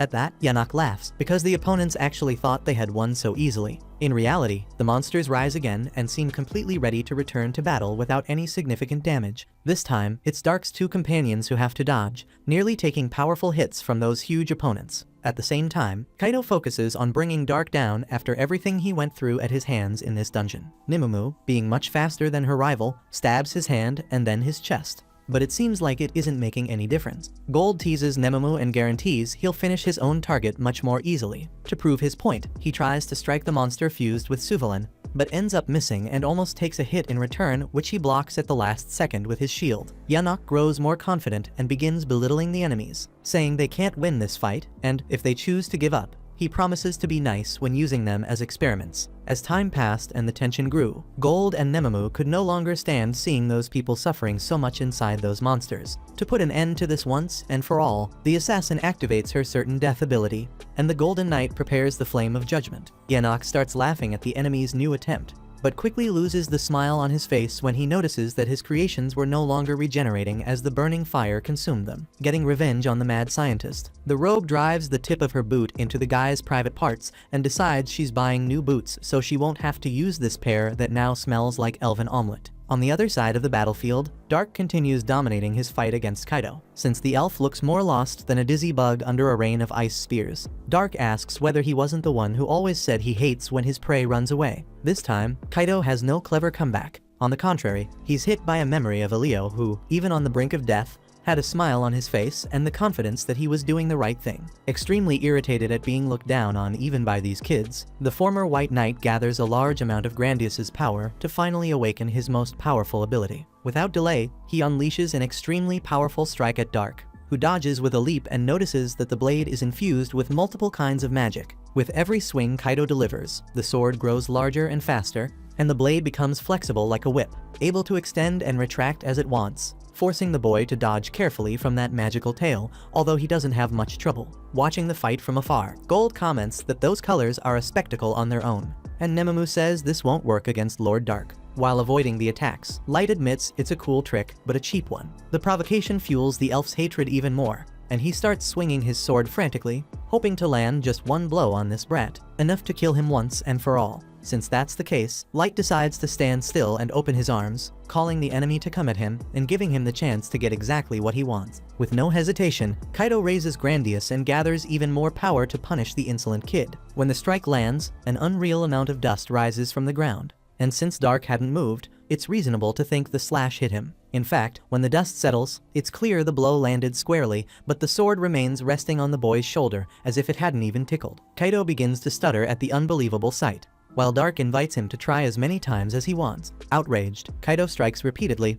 but every attack produces a null, useless result. Tired of the nonsense, Dark breaks Grandius's magic with a single blow and ends the fight with a punch and a kick that send the enemy flying. With that, the gacha player states that he will force out every answer he wants from the elf's mouth, but only after making him beg to die. After all that, Light will kill the enemy without mercy. Upon hearing that, Kaido clenches everything tight inside and begs Lord Dark for forgiveness. arguing that he was a candidate for commander of the White Knights, so he has plenty of privileged information he can hand over easily if he's spared, in addition to giving Grandius to him on a silver platter. Dark asks whether the elf isn't going to keep fighting after bragging so much about being a legendary hero and all that nonsense, since a true hero should continue battling regardless of how difficult the situation is. On the other hand, Ilio, Gimra, and Wordy, those boys did fight until the very end against a much stronger enemy to protect Mia, and they showed an attitude that this arrogant elf never displayed at any moment. Even so, Dark gives Kaido a chance to redeem himself. The two will fight again, and if Kaido manages to land even a single scratch on Light's face, the human will let him go. When he says that, he removes his mask, leaving the elf stunned when he sees who this opponent really was. Completely shaken,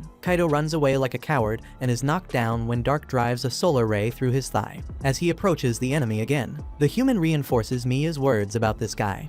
He is no legendary hero at all, he is just trash who even decides to run away after everything. After subduing the opponent, Dark gathers the bodies of the boys who gave their lives for their companion and apologizes to them. Since there are monsters around this dungeon, he will take the bodies and bury the young warriors in the abyss, and also take Ilio back to his sister. Kaido and Yanok ask what will happen to them, and Dark answers that both will be taken together and interrogated. Filled with anger, the human regrets not having done something earlier to prevent those two from hurting his friends, but he overcomes his rage in order to achieve his goal of extracting valuable information from them. Then he summons his teleportation card so they can all return to the abyss. Arriving there instantly, Yanok and Kaido are left in disbelief, since they were just moments ago in the Daga's dungeon. Dark explains that they are now in the deepest level of the abyss, where all of them live. The elves don't understand why these people live in the most difficult dungeon that exists and complain that this place is very far from Daga's. So Nemumu punishes Yanok with a few stomps on his head. The Lord's 4 strongest cards gather to receive their master and ask why these two strange beings are present. Light explains that the pair is guilty of killing countless humans to carry out terrible scientific experiments, and that, apparently, they also have some knowledge about who the masters are, so they will be interrogated until they spill everything. Upon hearing that the elves are responsible for that crime, the girls immediately change their expressions and promise they will inflict the most intense cruelty to make those guys spill every detail if that is the master's will.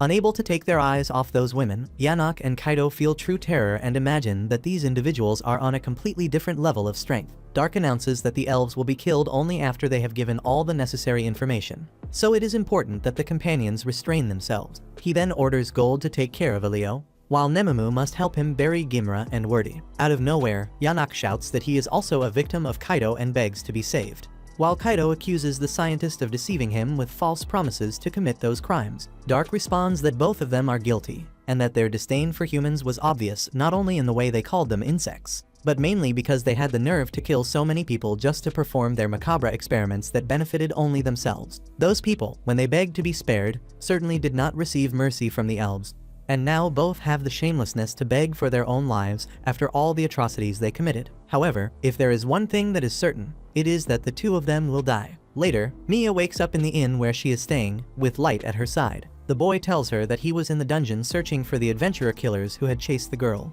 but she is only worried about where her companions are. Light shows her her brother in the bed next to hers and assures her he will be fine after being healed and resting. Now, regarding Wordy and Gimra, Light hands her a lock of hair from each of them to deliver the terrible news.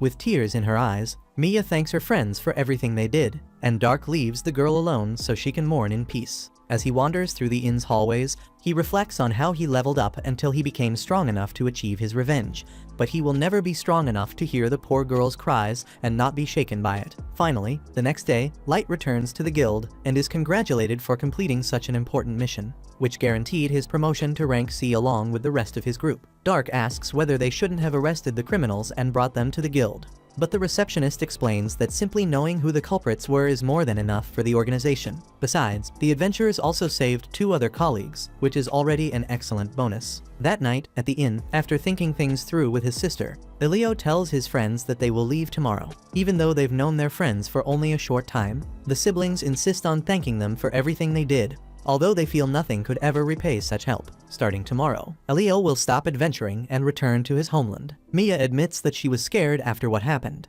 and the truth is she only felt capable of being an adventurer and exploring dungeons when all her friends were together. Speaking of that, Ilio admits he wouldn't feel comfortable continuing this journey without Gimra and Wordy, and he also wants to take their hair back home. As for magic school, Mia will study on her own and promises to become a powerful mage by the time she meets Light and the others again. With a teary expression, she asks if they will see each other again, and Light promises that they will. When the brothers leave the next day, Gold and Nemumu assure their master that those boys will find a new path for their lives and that soon they will all meet again. Thinking to himself, Light plans to take the brothers to visit the graves of their deceased friends once he can finally tell them the whole truth. Finally, he tells his subordinates that he is going back to the abyss. Without delay, he returns to his domain and is welcomed by May and Ellie, who have information about the interrogation of the elves through a report that is promptly handed over. The two of them explain that they pulled every last piece of information they could from their minds using forbidden magic, and in doing so discovered that the submasters mentioned by Kaido refer to those who carry the blood of the masters and, because of that, have a much easier time leveling up than other people.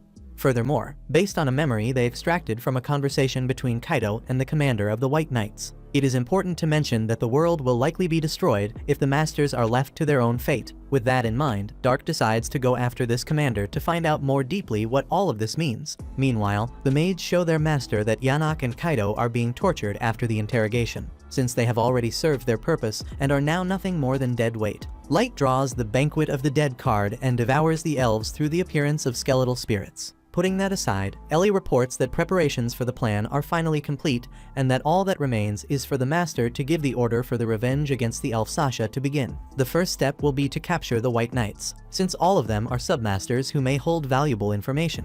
Speaking of which, the vice commander of that organization is Sasha's fiancé, which makes him the perfect lure to find her. Speaking of the lovebirds, Sasha is sitting in a distracted moment beside her beloved Mikhail, bragging about how she once shot an arrow into Light's leg and stopped him from escaping. Mikhail would have loved to see that and points out that, from time to time, it's necessary to destroy some human settlements, because nothing compares to the look they make when they're on the verge of death, an expression absolutely hilarious. Sasha agrees 100% and admits that she can't help laughing in those situations, and then the two talk about how much they love each other. Meanwhile, in the abyss, Light wonders what kind of expression Sasha will have when she starts begging for her life at his feet. The next day, inside a carriage, Sasha was telling an older lady how wonderful Mikhail had been today. The lady replied that the two of them made a perfect couple, and that it made her want to cry just thinking about the elf getting married. Speaking of which, she warned the young woman about her eating habits, because if she ate too much, the wedding dress might not fit on the big day. Suddenly, the carriage came to a stop when a human was thrown into the middle of the street by an elven slaver, who was whipping the poor man so he would work properly. The lady complained that humans couldn't do even the simplest tasks, and Sasha fully agreed. Then, when Sasha casually looked out the window, she thought she saw Light entering an alleyway and, unable to believe her own eyes, decided to follow him herself. She rushed through the alleys of that narrow district, searching for a definitive answer, because in her mind, there was no way that Kid could still be alive. When she reached a dead end, Sasha understood even less where the boy could have gone. For a moment, she thought she had imagined the whole thing, but on the wall in front of her was a poster that read, "Waiting in the Giant Tower," signed Light. When Sasha's maid found her, she was crying in the alley, saying she was going to lose everything in life. Internally, she realized she would lose everything she had gained from killing Light,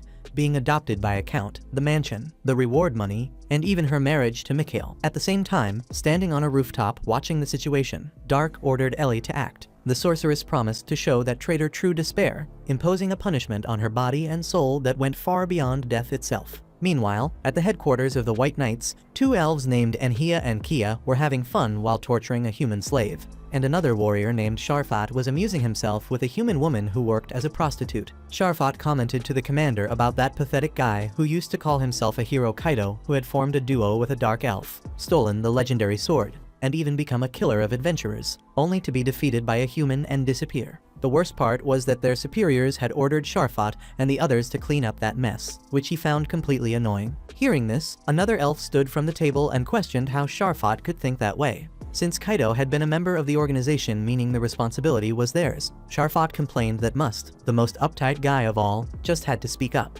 when he himself would much rather be resting his head on the melons of the beautiful young woman in his lap. In the middle of all this, Enhia and Kia pierced the slave's ear and were planning to stab his eye next, until Sharfat asked how long they were going to keep up that nonsense instead of just killing the man already. The pair argued that the slave belonged to them, they had bought him, so they could do whatever they wanted, and at least they weren't womanizing perverts like Sharfat. Must interrupted the argument to remind everyone that they were White Knights, and that humans, on the other hand, were far too weak.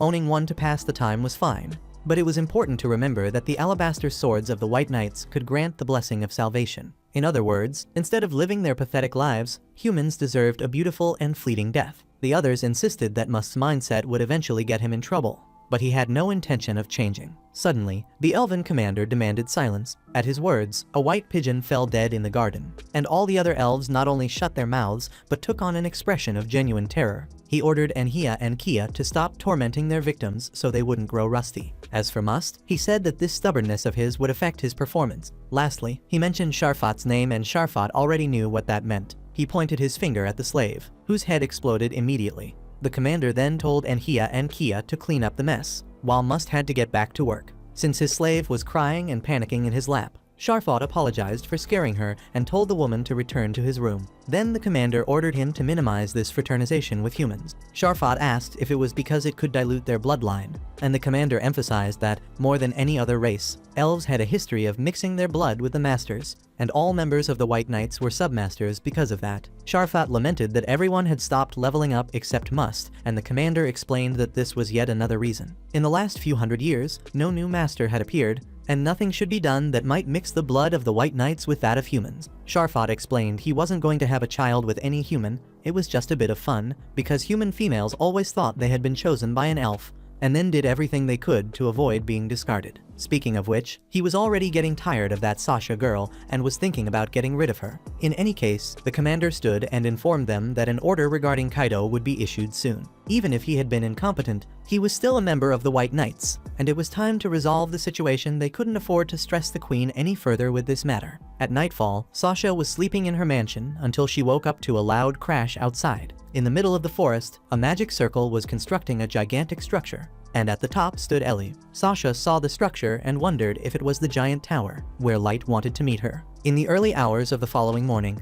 a cart was being driven by an elf. Inside it, 4 enslaved human children were being transported to another place, until the journey was interrupted by the presence of a terrifying creature that made the coachman run away as fast as he could, leaving the children at the mercy of the monster. All around the city, especially inside a tavern, the news spreads freely. The road is swarming with monsters because of that giant tower. A reward was offered to anyone who could provide information about the tower's appearance.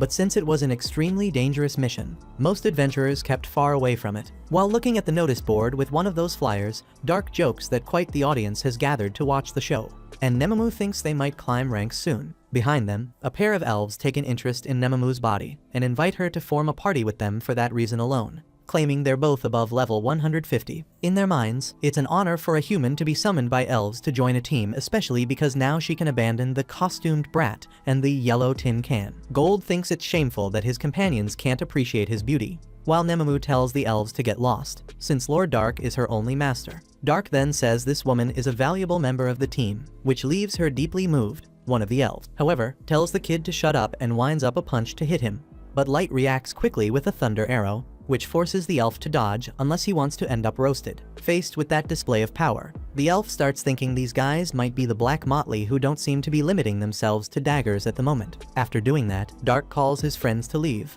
hoping that this attitude will help rumors spread about the Black Motley's arrival. All he hopes is that everything is fine on Aoyuki's side. Meanwhile, in the forest where the Great Tower was summoned, a trio of elves drags an enslaved child through the woods. They talk about the rumor that high-level creatures are so terrified they aren't even returning to their nests, and that this alone shows the level of danger they accepted by taking the mission. Their leader assures them everything will be fine, since they brought this human to use as bait while they escape. In short, while the child is devoured, they can gather all the information they need to earn the reward. To him, humans are so cheap they're practically disposable trash. Speaking of which, the girl is so exhausted she drops to her knees to breathe, but they immediately order her to stand up and keep walking. Caught up in their distraction, the elves don't notice a creature approaching them, and soon the leader has his head devoured by a stone monster with a serpent-like tail. Then, without hesitation, the other 2 elves are also bitten apart, and the human child kneels down again, waiting for her death. However, instead of eating the girl, the creature simply turns around and leaves without any explanation.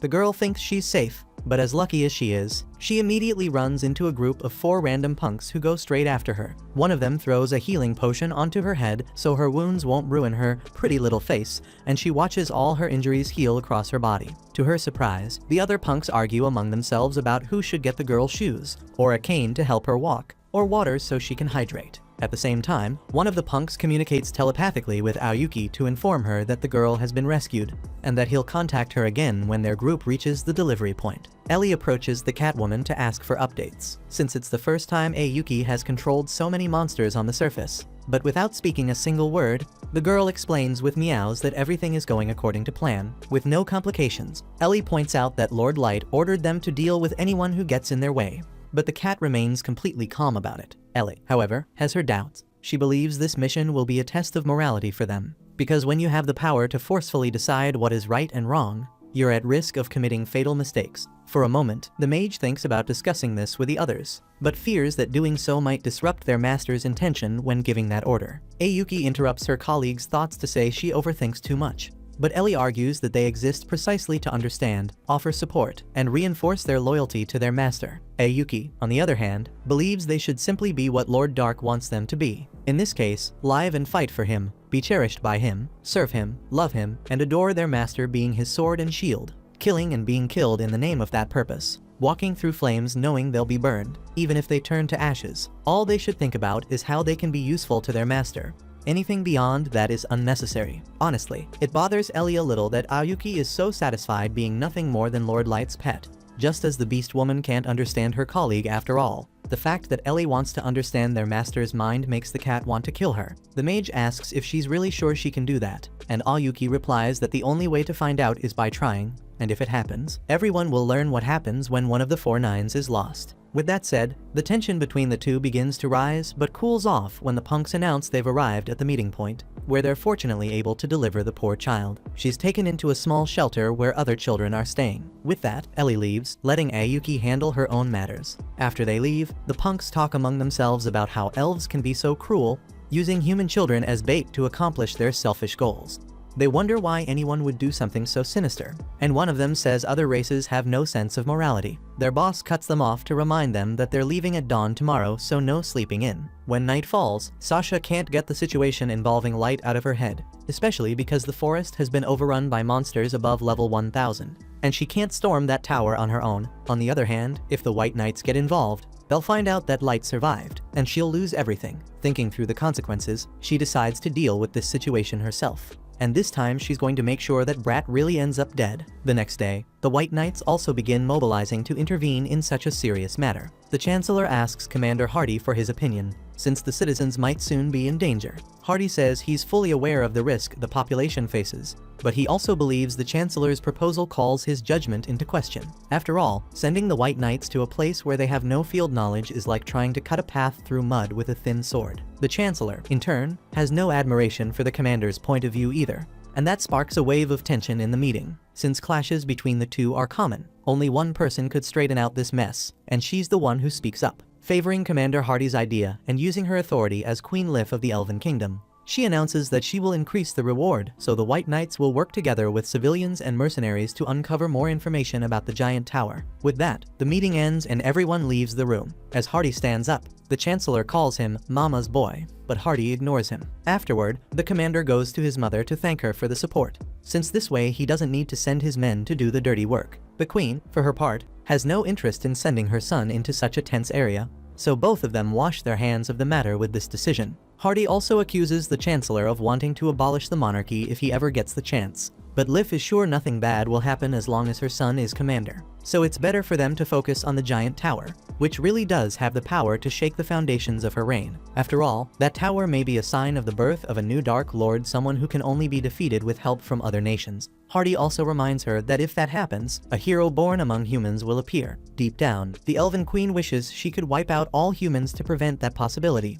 but she also can't risk being mistaken for the Dark Lord himself. Besides, it seems that this hero would also be a master. In that case, Hardy says, the White Knights must eliminate the threat, or the entire Elven Kingdom will be destined for destruction. On that note, the commander asks about the appearance of a supposed potential master some time ago, and Lif explains that the boy was killed once they discovered he wasn't genuine. To be honest, Hardy wishes he had led that mission himself, since humans are pests that spread discord throughout this world and should all be exterminated. After the announcement about the increased reward, many adventurers begin showing up to look for information about the giant tower. When the Black Motley arrives, everyone recognizes them, including the 2 elves who had been humiliated by them the day before. Suddenly, Sasha notices Light's arrival and orders him to show his face. A heavy tension fills the place as Gold and Nemumu get ready to step in, while Light argues that he can't remove his mask, since it was made specifically to hide the burn marks on his face. Not wanting to hear any excuses, the elf slaps him hard enough to knock the mask off.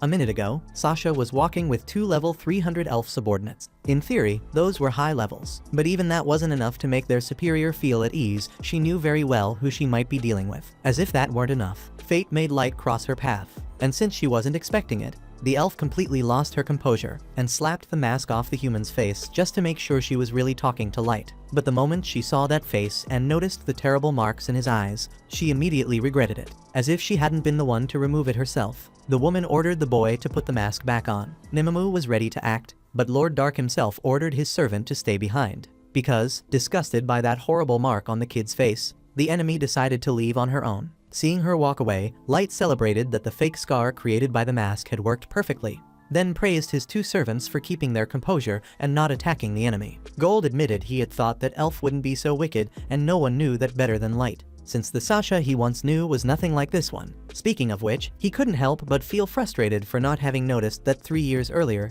since it could have spared him his near-death experience. Leaving that aside, the trio continued deeper into the forest, while the elves they had made enemies have kept an eye on their every step. Once they saw a chance as their targets entered the woods, the duo went after them. Noticing this, Dark warned in advance that the 2 would die if they continued the pursuit, but the elves refused to even consider backing down, fueled by their rage. Since that was the case, Light increased his speed to shake the pursuers and managed to gain a good lead until he reached the tree where he was supposed to meet certain people. But since they hadn't arrived yet, the trio chose to wait a bit. To their surprise, the elves insisted and caught up to them, even exhausted, making it clear they wouldn't stop tailing the Abyss warriors so easily. Dark acknowledged their talent for persistence, and Nemumu commented that they would be better off using that talent somewhere else. Gold added that it was ironic how those scoundrels' greatest gift was the very thing that led them to their own end. Full of confidence, the elves claimed that the ones who would die there were their opponents, not them. So Dark called for Mira, and the silence that followed made the elves burst into laughter,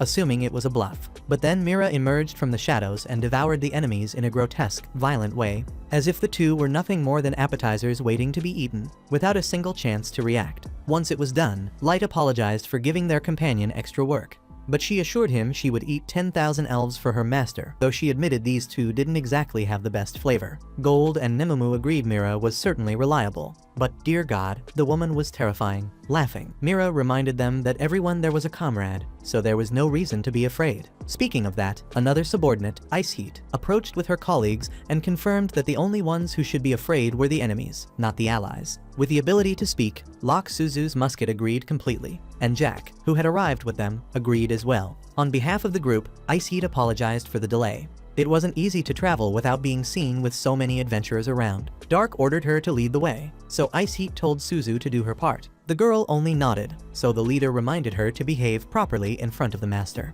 Locke apologized for her. The group continued their journey with Suzu and Locke up front. Gold said he was happy to see Jack again on this mission, and Iron Blood Barricade replied that he would never leave his little brother Light without protection. Hearing the grown man call the master Light, all the women in the group turned to him with demonic expressions. Unbothered, Jack reminded them that they were all comrades, and that there was no need to put Light on a pedestal besides. Light himself didn't care about that. Jack went further, questioning why everyone called the master Lord Dark when it wasn't really necessary, placing the boy at the top all alone. Either way, he promised he wouldn't act so formally toward his little brother. Sensing that things were heating up, Light stepped in and asked Jack to stop provoking them. He then told the girls he was perfectly fine with the way Jack addressed him. But even after supposedly resolving the issue, Dark felt, as they walked, that things were still ridiculously awkward among the group. Changing the subject, he commented to Ice Heat that he never saw her using those gauntlets, not even in the Abyss, and she explained that she had been learning with May how to be a proper maid, even though it felt strange wearing that gear after so long. Mira told her to take the outfit off already if she was going to be dramatic,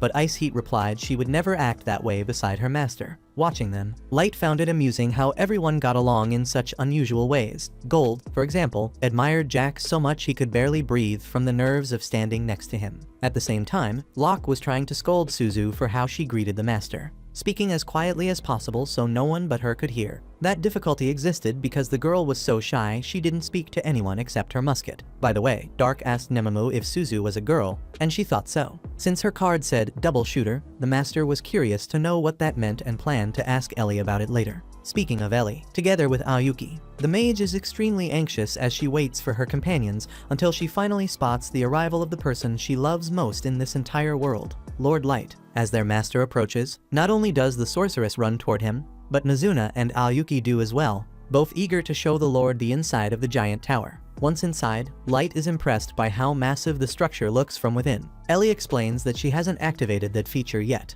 but the entire interior was built using Abyss Core magic, making any kind of invasion impossible whether physical or magical. Because of that, Lord Dark will be able to rest comfortably inside without being threatened. And if things get dangerous, Ellie also brought a little pet who can handle the situation. Next, the group goes up to the top floor of the structure, where the Lord's throne room is located. As he climbs the stairs to take his seat, the servants bow before their leader's throne. In front of everyone, Ellie reviews the revenge plan against Sasha. Regarding the plan, Light proposed throwing a grand engagement party for Sasha and a member of the royal family as revenge. She thought it was such a good idea that she took the liberty of making some adjustments. Her idea is to use the elves' most promising force, the White Knights, to test the Abyss' current power. In this case, they would capture those knights to weaken the Elven Kingdom, forcing a surrender so they can extract information about the Masters and the surrounding nations, while the tower serves as their operations base on the surface. In addition, the sorceress prepared a clone of Dark who will handle the dirty work while the real Lord coordinates everything from inside the tower,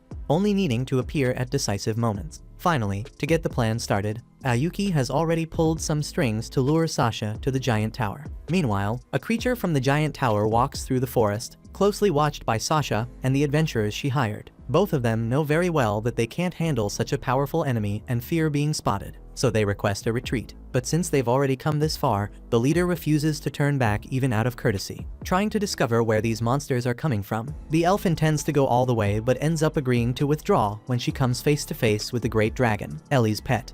Either way, by that point she already had a good idea of where to find the monster's source, so she decides to return and request intervention from the only elven force capable of dealing with such a threat, the White Knights. With everything planned and achieved, the sorceress's intention is to force a clash between the elves' elite military unit and the forces of the Abyss, both to measure their strength for an eventual war that will happen in the future and to provide quality entertainment for Lord Dark, of course. Without delay, Sasha secures an emergency meeting in the middle of the night to warn them about the presence of extremely powerful creatures deep within the primordial forest, including a dragon, right under the elves' noses. The news hits the High Council like a sledgehammer, and they grow worried about the possibility of their reign collapsing before such a threatening force. By coincidence, the Chancellor had received a similar report from the Black Fools, which sparked a confrontation between him and a certain foolish elf from a certain order of knights, who had decided not to involve the White Knights. Now Sasha is willing to risk her own life to confirm that the crown truly is in danger. With nowhere to run after being cornered, Sir Hardy gives in to the pressure and takes a more direct action,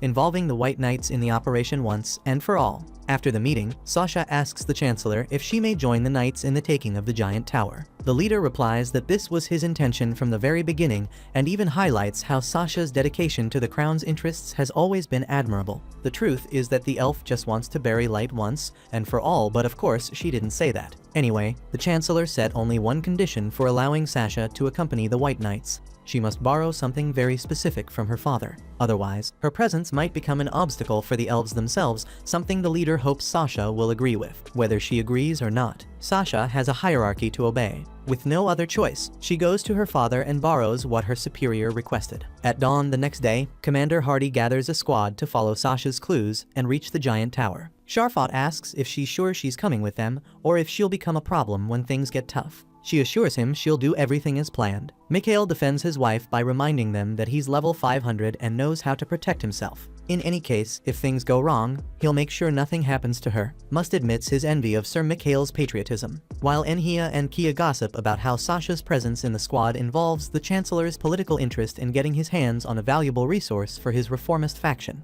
Hearing this without the twins noticing, Sharfot prays that politics stays off the battlefield, at least. Watching every enemy step through a magic mirror, Ellie and Dark evaluate that everything is going exactly as planned. The closer the moment of revenge gets, the more Dark's hands tremble with excitement. His desire to plant a huge slap on Sasha's face is anything but small. Back in the forest, Sasha nearly falls after tripping, but Mikhail catches his damsel before she hits the ground. Seeing their excessive affection, Sharfot begs the two of them to find a room already. Finally, after a long search, the elves discover the location of the giant tower. With the White Knights drawing near, Ayuki orders 5 monsters to head straight into the forest. Since he doesn't know the exact number of enemies, Hardy decides to keep his squad hidden and wait for the dragon, which is the main target of the mission. Besides, it's time for the adventurers they hired to act as the first measure.